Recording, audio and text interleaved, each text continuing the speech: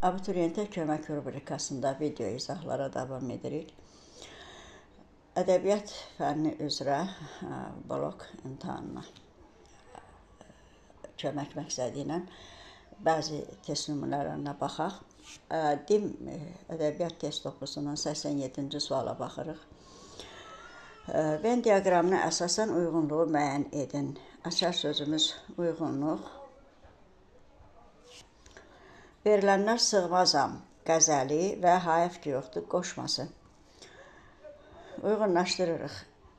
Vaxt itirməmək üçün burada altısının hər biri haqqında fikirləşməmək üçün ən dəqiq bildiklərimizlə işləyirik.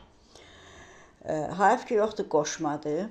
Ona görə bilirik ki, bunun şeir vahidi bənddir. Deməli 2-2-də olmalıdır.